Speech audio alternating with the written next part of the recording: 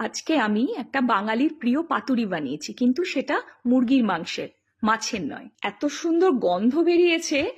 মুরগির মাংসের একঘেয়ে ঝোল না করে এরকম করে যদি পাতুরি বানিয়ে খাওয়া যায়, খুব ভালো লাগবে খেতে। সমস্ত ইনগ্রিডিয়েন্টস গুলো গুছিয়ে নিয়েছি: নারকেল কোড়া, পোস্ত, সর্ষে, ধনেপাতার ডাঁটি, রসুন। এবারে মশলাটা করে ফেলবো। মিক্সিং জারের মধ্যে 2 রকম সর্ষে রেখেছিলাম, সেটা দিয়ে দিলাম। এবারে পোস্তটাও দিয়ে দিলাম। তারপরে 8 থেকে 10 কোয়া মতন রসুন দিয়ে দেবো। এবারে ধনেপাতার ডাঁটি রেখেছিলাম, যেটা ফ্লেভারের জন্য, সেটা দিয়ে দিলাম। আর অনেকটা নারকেল কুড়িয়ে রেখেছিলাম, সেটাও দিয়ে দিলাম। এবার সবটা একটা মশলা করে নিয়েছি। এই মশলাটা এবার মুরগির মাংসের মধ্যে দিয়ে পেঁয়াজ কুচি আর টক দই দিয়ে ভালো করে মেখে নেব। একটা গোটা পেঁয়াজ কুচিয়ে নিয়েছিলাম চপারে, সবটা দিয়ে দিচ্ছি। তারপরে টক দইটাও দিয়ে দিলাম।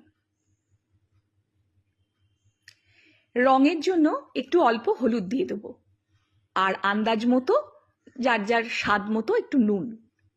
এরপরে যেটা মেন ইনগ্রিডিয়েন্টস দিতে হবে সেটা হচ্ছে পুরতির কাচ্চিঘানি মাস্টার্ড অয়েল। মুখটা কেটে নিলাম। তেলটা অনেকটা দিতে হবে, দেখে নাও। আমি অনেকটা তেল দিলাম, এতেই স্বাদটা আসবে। সর্ষের তেলে ঝাঁঝে মিশে পেঁয়াজ, সর্ষে, লঙ্কা আর ধনেপাতা সবকিছু স্বাদ হবে। এরপরে কলা পাতা একটু পুড়িয়ে নিয়ে তার মধ্যে ম্যারিনেশনটা দিয়ে এবার ভালো করে মুড়িয়ে নেব। কলা পাতায় মোড়া পাতুরিগুলো ওর মধ্যে রেখে দিলাম।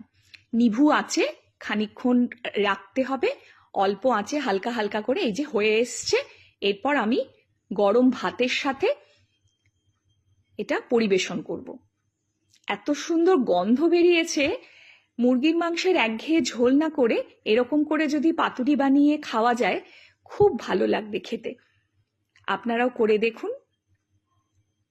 আর এত সফট হয়েছিল, হ্যাঁ, খুব সুন্দর হয়েছিল।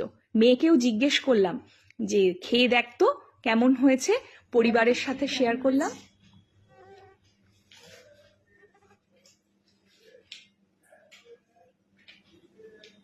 দারুণ হয়েছে, দারুণ হয়েছে। দারুণ হয়েছে।